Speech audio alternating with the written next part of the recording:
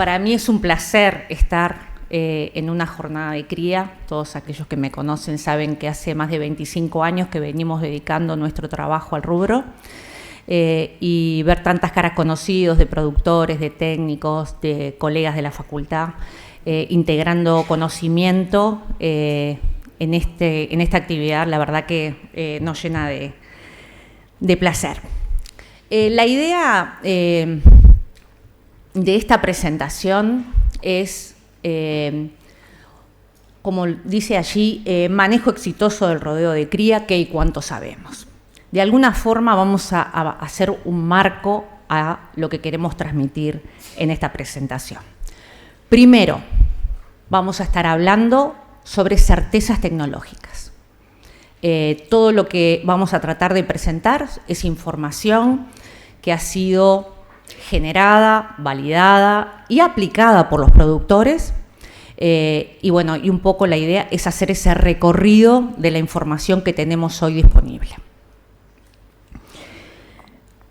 También recordar, porque está bueno, que las tecnologías es el conjunto de técnicas que permiten el aprovechamiento práctico del conocimiento científico. O sea, como integrante de un instituto tecnológico, tenemos el deber de terminar todo nuestro conocimiento científico en una tecnología. Y eso es lo que vamos a intentar también compartir hoy.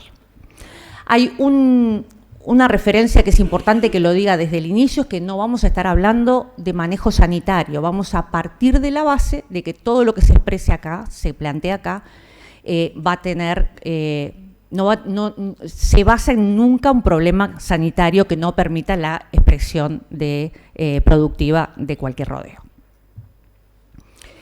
Y lo otro es a qué le llamamos manejo exitoso de un rodeo de cría a la hora de hacer un planteamiento de tecnologías. Y acá pueden haber muchas opiniones. Muchas veces se dice que el manejo exitoso de un rodeo de cría es si nos da dinero. En el marco de esta presentación, porque somos investigadores del área de cría, estamos obligados a generar información analítica que permita mejorar los índices productivos y reproductivos para que después el técnico o el productor integre esa información a su sistema. En esta presentación lo que vamos a mostrar son tecnologías que nos permiten tener, como dice ahí, altas tasas productivas y reproductivas constantes a lo largo del tiempo y con costos moderados. Ese es un poco el enfoque que hemos tenido a lo largo de todos estos años. Tenés que separar un poquito del micro. Bien. Además que hablo fuerte, todavía estaba arriba del micrófono. Gracias. Bien. Antes de partir a comentar cómo ha sido el enfoque de la investigación en cría en estos últimos años, uno anda a veces presentando información en otros congresos fuera del país y realmente cuando vuelve hace un reconocimiento muy especial. Para mí el bloque de la mañana quiero felicitar a todos los disertantes y a la moderadora porque es una prueba de cómo diferentes equipos están trabajando en temas hacia adentro del país y que nos enorgullece un montón cuando salimos fronteras para afuera y mostramos la información generada en nuestras condiciones pastoriles. O sea, es un sistema muy especial la cría en campo natural, con un público objetivo que tenemos un 70% de productores que son familiares con menos de 200 hectáreas, sin subsidios, cosa que a veces cuesta un poco entender cuando presentamos esta información fuera de nuestro ámbito, con escasa asistencia técnica y con escaso recambio generacional. Bien, si uno mira un rodeo de cría, volviendo a la tecnología, a decir, bueno, ¿en qué nos tenemos que fijar cuando estamos organizando, para hacerlo práctico, cuando estamos organizando una visita a un rodeo de cría, a un predio, a un productor, y queremos trabajar sobre la cría? Hay tres factores o tres claves que siempre nos fijamos desde el punto de vista tecnológico. Uno es la edad del primer servicio, la otra es la tasa de preñez o de destete Y por último, con menos énfasis a lo mejor, pero que está pesando también, el peso de los terneros destetados. Y eso tiene una lógica, que es que cada una de estos ítems representan una problemática y un abordaje necesario en la investigación de cría. La del primer servicio, sin lugar a dudas, lo que está implicando es la recría. La tasa de preñez y de destete, como dice ahí, la duración del anestro posparto, vamos a volver sobre este tema, y el peso de los terneros destetados obviamente depende de la edad de los terneros, como lo vamos a ver, y de la nutrición del par vaca-ternero. Bien, cuando hablamos de etapas de recría, voy a dar la conclusión antes de toda la información, pero que estamos convencidos que una buena madre comienza con la selección y adecuado manejo de la ternera y que es el principio del éxito. Esta es la conclusión que nosotros sacamos después de prácticamente 15 años de trabajo en esta área y que afortunadamente es un área donde los productores han adoptado muchísimo todo este tipo de conceptos, más allá de las tecnologías en particular. Si miramos las etapas de crecimiento en la ternera, tenemos como 3 etapas que parecen importantes, que son importantes. Una es en el útero materno. Hoy hablaba la doctora Banchero acerca de programación fetal. Hoy hablaba cómo podría estar afectando una mala nutrición en el último tercio de gestación, porque coincide con el invierno. Y yo les dejo también la percepción de que como el aspecto reproductivo se juega mucho en el primer tercio de gestación, ¿qué pasa en nuestro país cuando nos ataca esas secas en verano, diciembre, enero, febrero, plena época de entore? Que a lo mejor ahí tenemos el segundo elemento importante que tenemos que empezar a evaluar, cómo afecta ese estrés térmico y nutricional en la progenie futura. Pero no vamos a hablar de ese tema. Luego tenemos nacimiento hasta el destete, es otra etapa de la ternera en la cual hay información, y ahora vamos a ver el estado de conocimiento, y luego el destete hasta la pubertad. El estado de conocimiento podemos decir que es muy incipiente en lo que tiene que ver programación fetal. Tenemos bastante información, a lo mejor menos de lo que nos gustaría, entre nacimiento y destete, y tenemos muchas certezas, aunque siempre quedan preguntas para contestar, en lo que tiene que ver con destete, pubertad.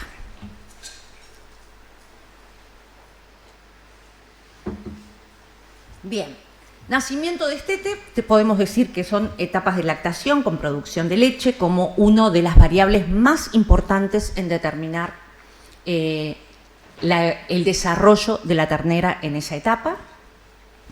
Y también hay cosas para hacer que fueron evaluadas a nivel nacional, que es una vez que logramos destetar un ternero, quitarle el estrés o disminuirle el estrés que generalmente no está muy bien cuantificado, que es el estrés que le generamos al destete, que a lo mejor podemos perder todo lo que ganamos en esfuerzo de nutrición, lo perdemos en un ratito cuando hacemos un destete que genera 6, 7, 10 kilos de pérdida de peso en un ratito. Bueno, con respecto a la producción de leche, tenemos realmente estamos contentos de poder compartir esta información, la mostró un poco Mario. Para nosotros está muy bueno que después de 12 años de ordeñar vacas de cría, que cuando empezamos nos parecía un poco loco, pero que realmente no teníamos registro de la producción de leche de nuestro ganado de carne, y que iba acompañado la metodología a tratar de entender mejor qué pasaba con los animales cuando los alimentábamos, cuando estaban hambrientos, cuando les poníamos una tablilla. Bueno, hoy tenemos una estudiante de maestría, la ingeniera Yudikov, que está haciendo un análisis de los más de 800 lactancias para generar nuestra propia curva de producción de leche en ganado de carne y en condiciones pastoriles.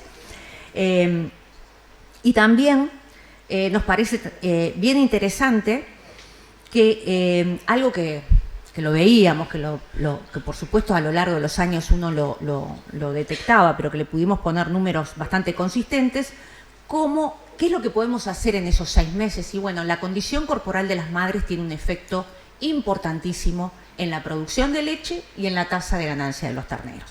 Algún dato preliminar muestra que en condición corporal baja, por debajo de 3,5, o en condición corporal alta, por encima de 5, vemos una diferencia importante en producción de leche e incluso también que se condice con una diferencia en la tasa de ganancia de los terneros, y lo que lleva, por supuesto, a un peso al destete diferente.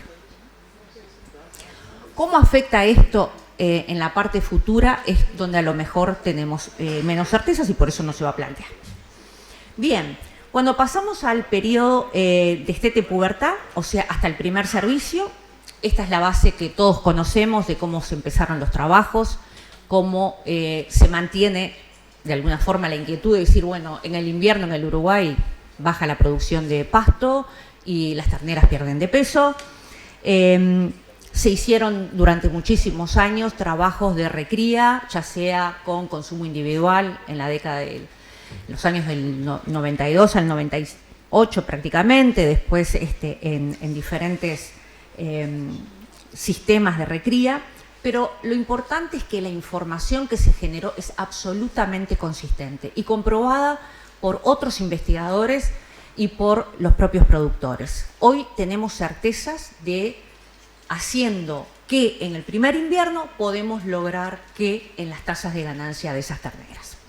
Y acá simplemente puse un ejemplo de algunos de los trabajos que tenemos realizados, donde en general lo que se ve que con un afrechillo de arroz, espelar de girasol, sorgo o afrechillo de arroz desgrasado, suplementados al 0,7 o a 1,5% del peso vivo sobre campo natural y con diferentes asignaciones de forraje, tenemos que las control en general pierden peso a tasas de 50, 100 gramos por día y las suplementadas ganan entre 100 y 200 gramos por día.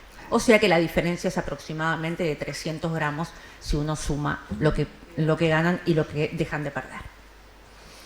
El problema es que una vez que sabíamos cómo darle de comer a las terneras y disminuir esa pérdida invernal, nos quedábamos ahí o tenía un efecto a largo plazo.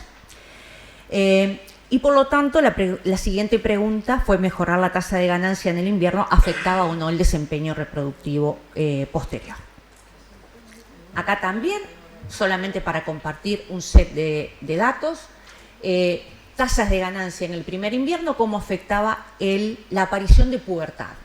Y lo mostramos ahí, a mayor tasa de ganancia cuando evaluábamos a los 17, 16 meses de edad, el porcentaje de animales que llegaban a la pubertad era mayor.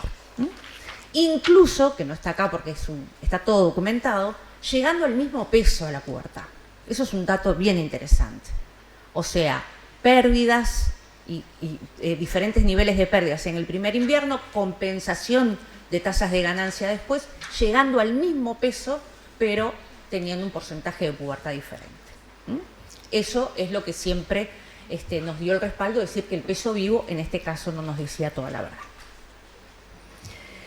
Una vez que logramos identificar las tasas de ganancia y la eficiencia reproductiva en los servicios, este trabajo también fue como uno de los que nos permitió terminar de cerrar esta línea, en las cuales, además de tener dos tasas de ganancia diferentes, teníamos una inseminación y una preñez final, en la cual, a pesar de los pesos de 380 y 340 kilos, está más que observado que la tasa de ganancia pudo afectar la fertilidad la ciclicidad y la fertilidad en ese servicio anticipado.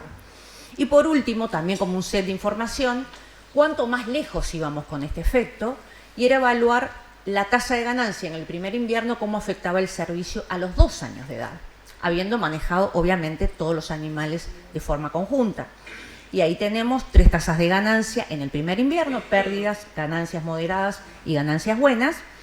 los porcentajes de pubertad, los que alcanzaron a los 17 meses, el peso vivo que llegan prácticamente a los 2 años y la tasa de preñez. Si bien 92 y 83 no es diferente estadísticamente, sí se marca claramente el 58% deprimido por haber tenido un mal invierno o un mal desarrollo en momentos claves de la ternera. Por último, para dejar cerrado este set de datos, lo que sí nos pareció oportuno que un año, por problemas operativos, no se pudo dar no se pudieron alimentar bien un grupo de terneras muy importante, más de 100, y decidimos contestar la pregunta que era bastante recurrente, pero si le doy de comer antes del entore, ¿no recupero algo? Aquellas que perdieron mucho peso en el primer invierno. Bien, tratamos de hacerle un flashing a vaquillonas a los 2 años de edad antes de la inseminación. Habían perdido a tasas de 250 gramos por animal y por día en el primer invierno, y esas diferencias 62, 41 y 63 no son significativas. Lo que podemos ver es que tanto las control como las con flashing 21, 35 días previo al servicio no pudieron mejorar o no pudieron lograr las tasas de preñez que son esperables para una categoría de este tipo. O sea que acá hay parte de la explicación de, a veces cuando vamos por ahí y vemos tasas de preñez en vaquillonas que no son las esperables. Por lo tanto, un adecuado manejo nutricional y sanitario en edades tempranas de la ternera afectará el desempeño productivo y reproductivo posterior cuando es servida. Voy a ir rápidamente con esto, porque además me empezó a poner muy nerviosa esto del reloj. ¿Lo apagamos? ¿Molesta? No lo apagamos. Yo quiero las mismas reglas que todos. Todos se pusieron nerviosos cuando veían el reloj. Está bueno estar acá y verse 28, 22. Entonces voy a ir rápida. Está bueno porque uno regula los mensajes. Entonces vamos a tratar de esto de mejorar la recría. La siguiente pregunta fue: ¿qué pasa con los servicios anticipados? O sea, tengo toda la información para tener un servicio a los 2 años de forma exitosa. Hay 3 o 4 claves que fue las que vimos. Sobre todo, cuidemos la ternera el primer año. Pero después de eso, la pregunta es: ¿y puedo entorar las vaquillonas a los 18 meses si se me alzan? ¿Y puedo entorarlas a los 15? Bueno, hay información documentada. En servicios de 15 meses trabajó mucho la doctora Viñoles, en servicio de 18 meses trabajó el equipo de 33, tratando de contestar algunas de estas preguntas, y voy a ir muy rápidamente para que ustedes sepan que esta información está en el país y está documentada. En los servicios de 18 meses contra estación, o sea, en otoño, tenemos que manejar tasas de ganancia moderadas en el primer invierno. Van a parir a fines de verano, por lo tanto la lactación es en invierno. Una vaquillona que está lactando en el invierno produce entre 3 y 4 litros de leche por día.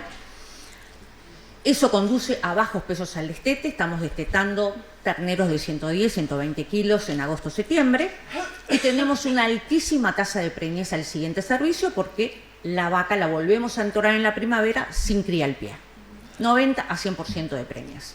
Trabajos realizados a lo largo de 4 y 5 años que fueron absolutamente contundentes en los resultados.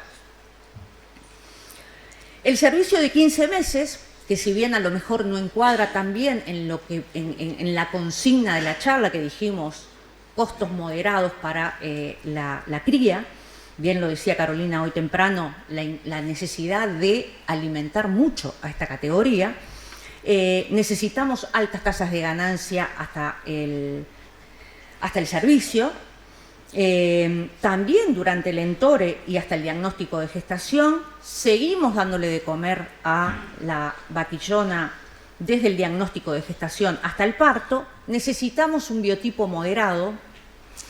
¿Qué tema ese? Si queremos preñar terneras de 15 meses, además de darle mucho de comer, tenemos que tener un biotipo que nos permita alcanzar esos objetivos. Y por último, lo que hacen muchos productores, que algunos productores que incursionaron en el servicio de 15 meses, es terminar haciendo un destete precoz para que la vaquillona se pueda alzar y preñar en el siguiente servicio.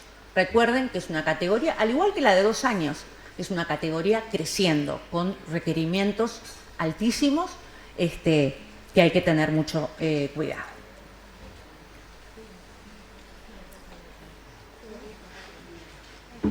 Bien. Sí, es un poco para que disfrutemos un poco. Nos vamos un ratito a campaña y volvemos después al salón. Y con pasto todavía, bien primavera. Bien. Ya vimos la clave, la primer clave. El comienzo del éxito es una certeza tecnológica. Podemos estar todos tranquilos que es así. La recría tiene información que realmente nos respalda. Venimos a la segunda clave, que es cómo mejorar la tasa de preñez. Y esto es algo que hemos hablado mucho, pero que está bueno recordarlo. La tasa de preñez depende de la duración del anestro posparto, o sea, desde que la vaca pare hasta que entra en celo. Y eso está afectado por 2 factores más importantes, por otros también, pero los más importantes es la nutrición y es la inhibición que produce el amamantamiento. Son 2 factores que además son complejos porque interactúan entre sí.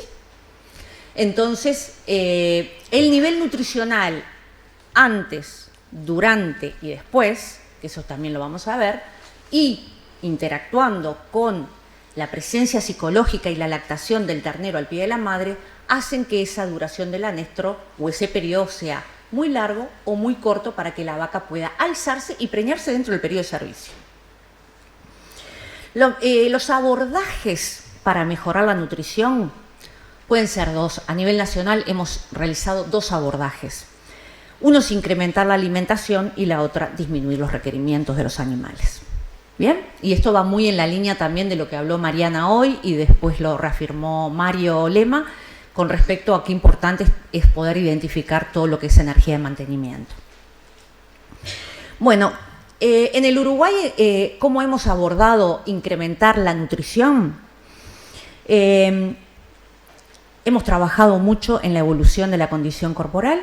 A partir de 1986 se adapta la escala de condición corporal americana a Uruguay, más de 30 años de trabajo.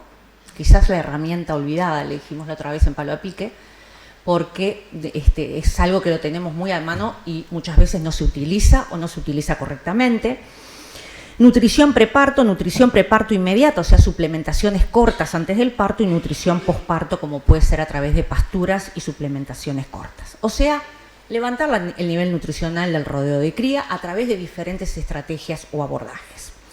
Está bueno, en 1992 ya Soca y Orcasberro estaban discutiendo este análisis, este abordaje, que de alguna forma es cómo las curvas de condición corporal se condicen con, o deberían de condecirse con las estaciones del año, o sea, tratando de acumular reservas en el otoño para perder en el invierno, que lo hacen naturalmente porque las vacas están en un balance energético negativo cerca de la aparición.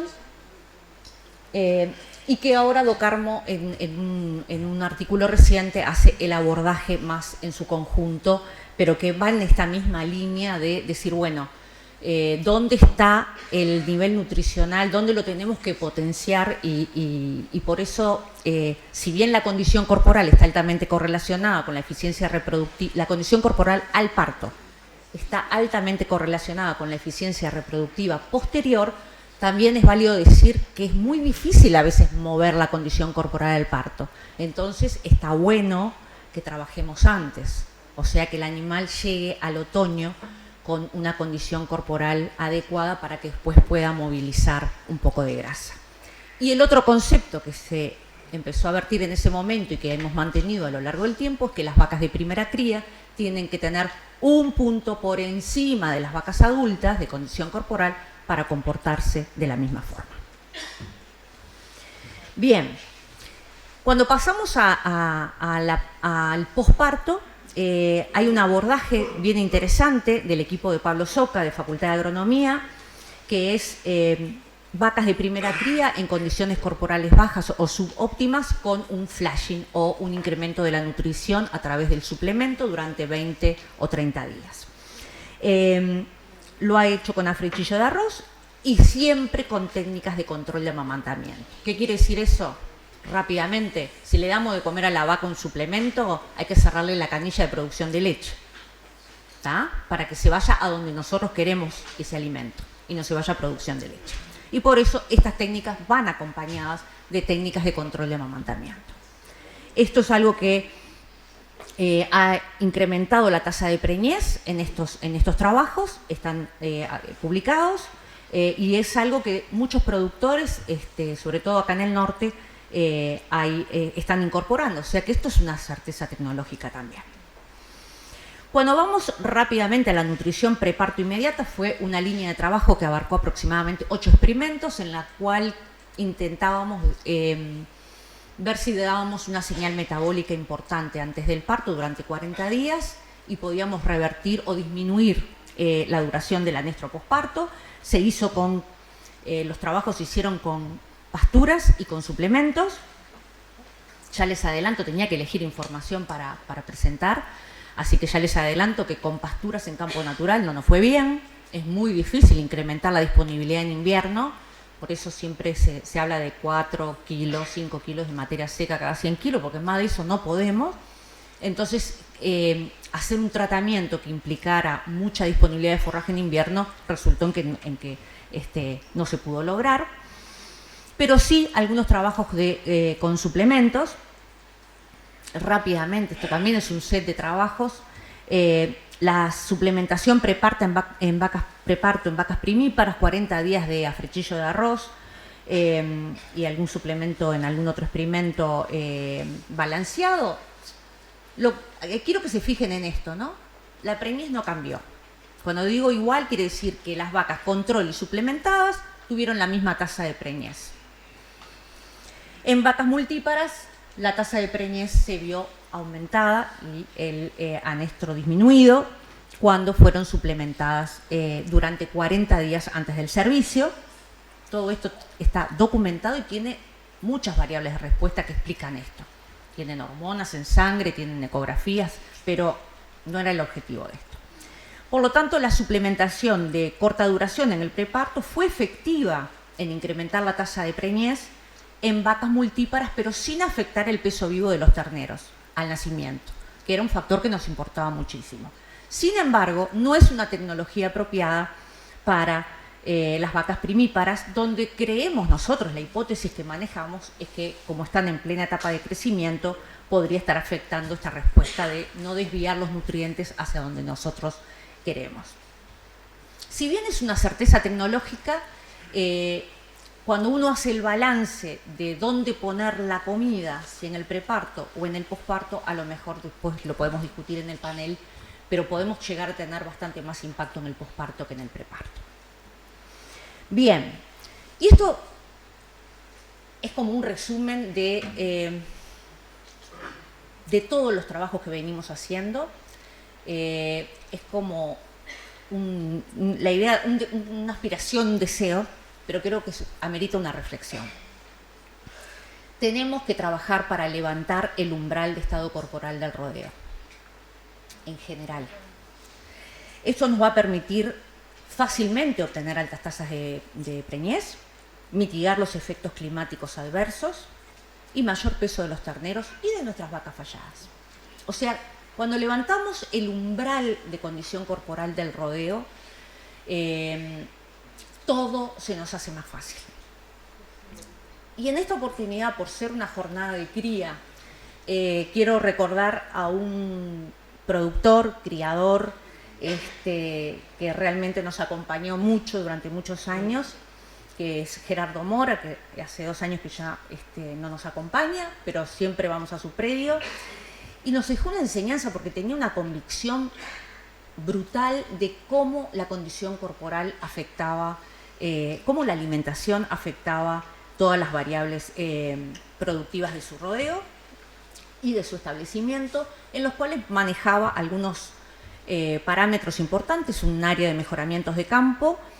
priorizaba esa comida para las terneras y las vacas paridas, adoraba su raza Brangus, entoraba temprano, se había modificado toda la época de entore hacia más temprano, y tenía pasturas que lo respaldaban, tenía pesos de terneros muy altos, y lo sigue teniendo, o sea, ese predio sigue teniendo 200 kilos al destete, y el peso de las vacas falladas era prácticamente peso de vaca gorda, utilizando eventualmente la inseminación a tiempo fijo para lograr tener terneros tempranos y de alto peso. Quería hacer una mención porque creo que fue uno de los predios que más visitamos todos los que estamos relacionados con la cría y que nos fue dejando como el conocimiento y la percepción de que íbamos todos por buen camino cuando hablamos de mejorar el estado. Bien, lo otro es disminuir los requerimientos, ¿no verdad? O sea, dijimos abordaje, mejorar la nutrición o disminuir los requerimientos. Y bueno, y la técnica para disminuir los requerimientos es el destete precoz. Todos lo conocemos, es una técnica de altísimo impacto en tasa de preñez y en disminuir los requerimientos de los animales. Aumenta la tasa de preñez entre 20 y 60 puntos, incrementa el estado corporal de las vacas, vacas flacas, primíparas, responden, es consistente en los resultados, es muy difícil errarle con un destete precoz bien hecho. Está protocolizado el manejo de los terneros. Cuando empezamos con esto hace muchos años, los terneros podían quedar apunados. Hoy hay protocolos y es muy fácil llevar adelante un destete precoz exitoso en un predio. Y tenemos mucha información acerca de cómo aparecen los celos, cuántos días se demoran, todo el aspecto reproductivo está bien evaluado. Tiene un alto impacto en vacas en anestro profundo, y acá permítanme presentar una sola placa, porque no voy a hablar del diagnóstico de actividad ovárica, que es una técnica que hemos utilizado mucho para confirmar ciertos diagnósticos, pero lo que intenta es clasificar los animales en el entore, en preñadas, ciclando o en anestro, y aquellas vacas que están muy lejos de empezar a ovular las clasificamos en anestro profundo, con folículos pequeños, y las que están más cerca las clasificamos en anestro superficial. O sea que aquellas que realmente les está costando mucho empezar a ciclar, las clasificamos en anestro profundo, y son las que responden mejor, el destete precoz es la técnica que mejor se aplica en este tipo de animales, y quiero mostrar un ejemplo de la sequía del 2017-2018 en vacas primíparas, donde teníamos en anestro profundo las vacas que no le hicimos nada, preñamos 8%, y en las vacas con destete precoz 79%. Esto fue un trabajo que lo mostramos en la jornada de diagnóstico de actividad ovárica en enero de este año en Palo a Pique. Pero importante marcar cómo estaba la situación. Como ven, hay otras tecnologías para otro tipo de anestro, pero sí considerar que si teníamos un mes por delante de servicio y teníamos anestro profundo y eran vacas primíparas, bueno, esa era la técnica. Y no olvidar que además de disminuir los requerimientos, corta el efecto inhibidor del amamantamiento. El efecto que inhibe el amamantamiento, que inhibe la ovulación por un efecto psicológico, el destete precoz también lo corta. O sea que va trabajando a dos niveles, por decirlo de una forma. Está absolutamente documentado. Tenemos el equipo de Álvaro Simeone y Virginia Beretta que hicieron un libro. Están documentadas las cartillas, hay trabajos de reproducción, o sea que está más que accesible la información en este tema. ¿Dónde están? No, te quedan 10. 11, dice ahí. Bien. Destete temporario. Y acá, ¿por qué me voy a dedicar a alguna placa más? Porque esta tecnología no tiene sponsor. Nadie pone un peso para fomentar esto. Entonces los investigadores somos los que tenemos la obligación de estudiar, porque es una tecnología de bajo costo, de alto impacto, si es bien aplicada, si es bien manejada. Bien, ¿Cómo actúa y cuándo es recomendable? Incrementa la preñez entre 10 y 30 puntos, disminuye la producción de leche en los 14 días. Esto que yo voy a ponerles los tips porque no me va a dar el tiempo, y yo sabía, por eso no puse toda la documentación, está todo publicado. Podemos decir que la producción de leche en los 14 días de tablilla disminuye prácticamente hasta el 10%. Baja al 10% la producción de leche. Por lo tanto, disminuyen los requerimientos de energía metabolizable, incrementa la insulina en sangre, que es como si fuera algún diálogo que se establece ahí, un interlocutor entre el eje nutricional y reproductivo. En general, no cambia la condición corporal de las vacas en esos 14 días que ponemos la tablilla. El efecto de la producción de leche depende de la condición corporal de las madres. Y lo que hemos visto es vacas en moderada condición corporal, la producción de leche cae durante esos 14 días y vuelve y retoma la misma línea que tenía antes. Sin embargo, en vacas en baja condición corporal, la producción de leche cae, pero no vuelve a los mismos niveles. O sea que se ve resentida la producción de leche futura. Las vacas en muy baja condición corporal no incrementan la preñez después de un destete temporal. A veces dicen, no me funciona. Bueno, vamos a ver las vacas, pero no es la vaca que requiero, que necesita una tablilla. Es una vaca que necesita otro tipo de manejo porque está demasiado flaca. También trabajamos bastante en el comportamiento de los terneros. Los terneros cambian su comportamiento, o sea, están más tiempo pastoreando y menos tiempo echados, lo que hace que se independice ese vínculo maternal. Se estresan la primera semana con aumentos de cortisol detectados y después baja. Y puede disminuir el peso al destete entre 5 y 7%. No hay que tenerle miedo a esa pérdida de peso. Si hacemos las cosas bien, nosotros por lo menos en la unidad experimental tenemos pesos al destete en promedio de 180 a 190 kilos sobre campo natural, y el destete temporario es una herramienta que se aplica porque, volvemos a repetir, es una certeza tecnológica. Y tiene mayor impacto y es la herramienta para el anestro superficial, siempre y cuando las vacas estén en el estado correspondiente. Y acá tenemos uno de los primeros trabajos que hicimos en anestro superficial y en anestro profundo, y vemos que en el anestro superficial no haber puesto tablilla preñó un 58 y haber puesto tablilla preñó un 92. O sea, y no hubo efecto en el anestro profundo. Como ustedes saben, ahí después podemos conversarlo, pero fisiológicamente son dos situaciones diferentes. Bien. Y por último, el peso de los terneros al destete, que es donde voy a hablar menos, porque me quedan 7 minutos. Incrementar el peso de los terneros, o sea, el peso al destete, como ya lo vimos en la primera placa cuando arrancábamos con la parte de recría, implica la producción de leche. Tengamos buenas vacas, buena producción de leche y buenas tasas de ganancia al pie de la madre. Es lógico tener entre 800 y 900 gramos por animal y por día al pie de la madre los primeros 3 meses de lactación, si las vacas están bien. Tener cuidado con las técnicas de destete definitivo, lo que hablamos antes, tratar de disminuir el estrés. Hay toda una biblioteca y hay muchas experiencias de los productores también. Tenemos herramientas genéticas. Si hacemos todo bien desde el punto de vista de manejo y nutrición y nuestros pesos al destete están bajos, tenemos herramientas genéticas, que es empezar a seleccionar para mejorar el peso al destete.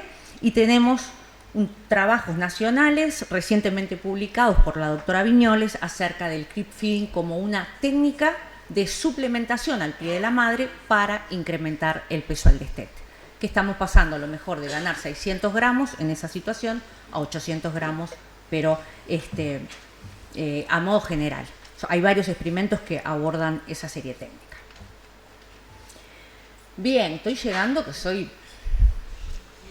me va a sobrar tiempo, les aviso.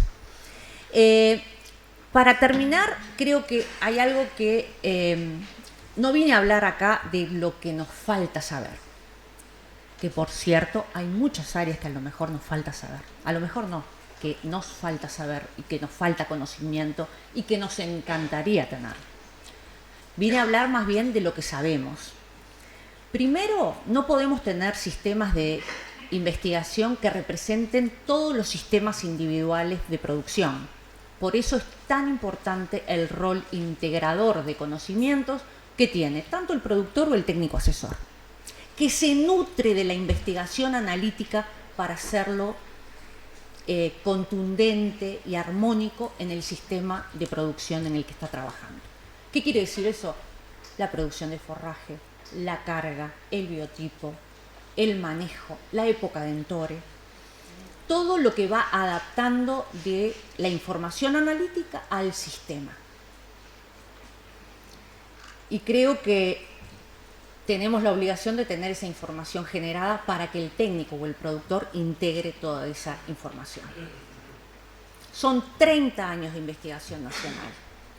Y creo que el equipo de cría del Uruguay tiene que sentirse orgulloso por los logros, porque es muy difícil trabajar en cría, en condiciones pastoriles, a cielo abierto, con alta variabilidad climática, en tecnologías de proceso y con baja carga de tecnologías de insumo. ¿Y por qué es difícil? Porque tenemos que repetir, por ejemplo, algo metodológico. Tenemos que repetir los trabajos a lo mejor 3, 4, 5 años para tener un resultado consistente que podamos transmitirle con responsabilidad al productor. Entonces, tenemos que tener muchas veces muy controlado el ambiente donde estamos trabajando. Por lo tanto, creemos sí que la información que tenemos hoy de certezas es pertinente, es accesible y está documentada. Por último, y vuelvo a repetir, como técnica de un instituto de investigación y tecnológico, creo que lo importante es recordar que la tecnología es la aplicación de un conjunto de conocimientos con un objetivo claro, que es encontrar una solución que permita al productor resolver un problema determinado. O sea, no apartarnos de esa consigna que es la que nos está dirigiendo constantemente. Nuestro equipo de trabajo de hace muchos años, tanto técnicos como funcionarios de campo, Miguel, Gustavo, Jimena, Juan Luis, José Ignacio, Georgette, Mario y Fernando, y a todos ustedes muchas gracias por la atención y me sobraron 3 minutos.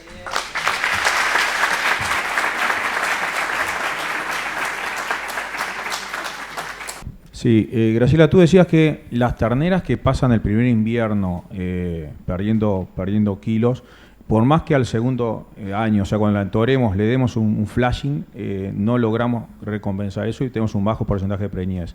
Ahora, ¿qué pasa con la situación de las vaquillonas que vamos a entorar ahora con 24 meses, 26 meses, que pasaron relativamente bien el primer invierno, pero que este invierno realmente fue nefasto y perdieron muchos gramos? ¿Ahí un flashing nos podría recompensar algo el tema de la preñez? Bien, gracias por la pregunta.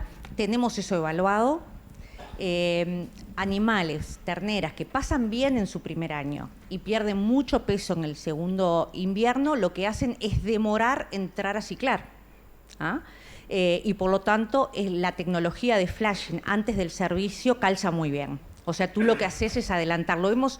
Lo han hecho mucho los productores, nos han consultado en sequías anteriores o en inviernos muy malos, en los cuales, bueno, nos preguntan, yo les di de comer bien el primer invierno, estoy tranquilo con eso. ¿Le puedo dar de comer en la segunda primavera antes del servicio? La respuesta es sí, y la respuesta es que les ha ido muy bien. O sea que es una tecnología contundente para ese tipo de situación. Gracias por la respuesta, Graciela. Acá me hacen llegar una por interno que dice: ¿cómo te imaginás el desempeño reproductivo de las terneras que fueron al muere este invierno? Y si es reversible esa situación, un poco estribando en el comentario que tú hacías en la apertura. Bien, las terneras que fueron al muere este invierno las vamos a ver muy mal el año que viene. Y podemos a lo mejor aspirar a que pasen lo mejor posible y tener una tasa de preñez relativamente baja. No hay forma de... No tengo yo, por lo menos, otras herramientas como para hacer otro diagnóstico. Muchas veces uno va al campo, ve, a lo mejor pasaron muy mal un mes, otras pasaron fundidas 5 meses, y entonces ahí ya es casi irreversible. Todas las situaciones son un poco diferentes, pero haber pasado muy mal este invierno hay que tener, a lo mejor no tenemos que tener muchas expectativas para el servicio el año que viene. Muchas gracias. Hay una pregunta del fondo. Sí, Graciela, la suplementación de las vaquillonas que pasaron mal el segundo invierno, tenemos que hablar o tenemos que pensar quizás en más de 40 días de suplementarlas, ¿no? Es decir, no sé qué datos tenés, pero el año pasado, por ejemplo, de estar en anestro superficial y profundo, requirieron casi 60 días de suplementación para empezar a moverse, ¿no? Habría que aumentar porcentajes de proteína, aumentar energía, fueron suplementadas con un afrechillo de arroz entero. Gracias. Bueno, a ver, cuanto más le podamos dar de comer, mejor. Eso siempre. Hay que regular un poco. Ya con lo que me estás diciendo, por lo menos tenías la certeza que estaban en anestro, qué tipo de anestro eran, si era superficial, si era profundo. Seguramente las de superficial van a salir más rápidas que las del profundo, así claro. Si estamos hablando de flashing, estamos hablando de una suplementación corta. Y cuando hablamos corta, estamos hablando de 30. Nosotros hicimos de 20 días, hay trabajos de 30 días, 40 días. Todo depende cuán fundidas vengan los animales, porque es un tema de tiempo. El problema en la cría, a diferencia de la invernada, que el tema de tiempo, al ser nuestra variable se preña o no se preña, podemos quedar fuera del partido. En una invernada demoramos un poco más, hay una crisis, tardamos un poco más en engordar, pero se terminan engordando. En el tema de la cría es si perdemos nuestro juego, es sí o no. Entonces tenemos que estar arriba de la jugada. Y yo creo que lo que vos estás haciendo, de darle un poco más de comida y hacer todavía un diagnóstico de actividad ovárica, son las herramientas que necesitamos, y con un afrechillo de arroz yo creo que es más que suficiente. Un dato que capaz que no es tan alentador, en el caso del trabajo que tú presentaste, Graciela, de flashing, los animales llevaban acumulados 90 días ganando 1 kilo. Más allá de que el flashing fue de 21 o 35 días, la señal metabólica seguramente había comenzado bastante antes y aún así no fue efectiva en revertir el desempeño, digamos, que fue muy pobre. Capaz que querés hacer un comentario. Sí, ese trabajo que mostramos de flashing en vaquillonas que habían perdido el primer invierno 250 gramos, en el segundo año sí agarraron una primavera espectacular, septiembre, octubre, noviembre, estuvieron ganando a tasas de 1 kilo por día. O sea que se puede decir que el flashing fue largo, ¿no? Fue con pasturas y arriba un suplemento y ustedes vieron los resultados, que fue muy pobre el desempeño. ¿Hay alguna pregunta más? ¿Sí? Ya le hacen llegar el micrófono. Sí, si mantiene la mano levantada para que vean quién es. Gracias.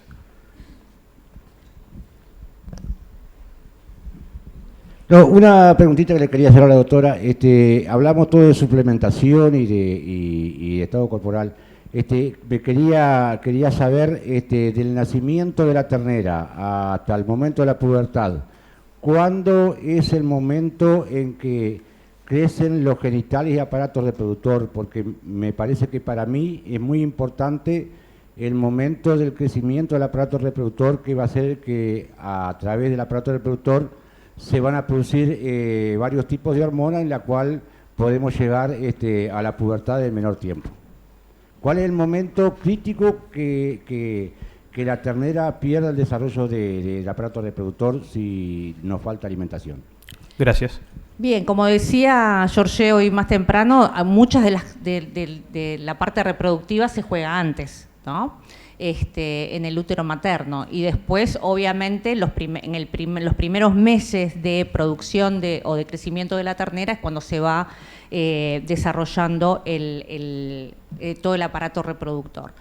Nosotros hemos intentado evaluar el efecto de la mala nutrición sobre el desarrollo del aparato reproductor, así como una cantidad de otras variables, sin querer matar los animales, ¿no? Entonces, bueno, hemos tenido bastante dificultad para poder ver el efecto que puede tener una mala nutrición, ya sea en el periodo antes del destete o posterior, en el desarrollo del aparato reproductor. Pero hay que tener en cuenta que en ese primer año y sobre todo a partir de los 6 meses hay que tener mucho cuidado porque se juega mucho en el desarrollo.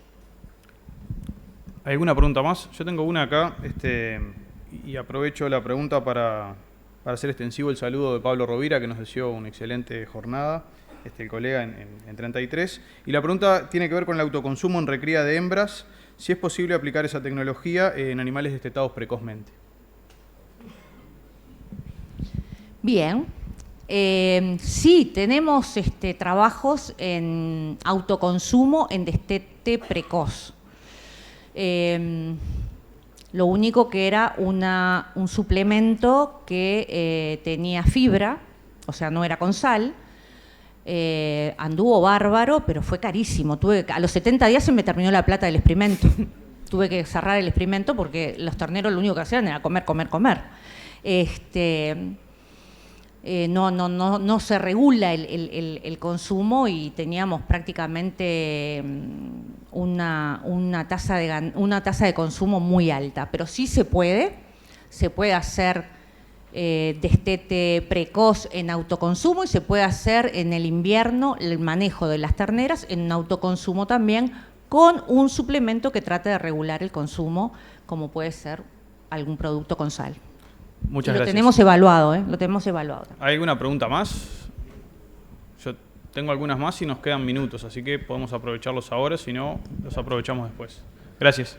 ¿Qué información hay al respecto del sistema de suministro del suplemento en forma discontinua? O sea, para sustituir el autoconsumo con un racionamiento que sea cada 2 días, cada 3, cada 4, cada 5, si se mantienen las tasas de ganancia y si es acumulable la ración que, por ejemplo, si damos cada 4 días, si hay que darle el equivalente a la suplementación de un día multiplicado por 4 o es menos esa información, si tenemos algo de eso.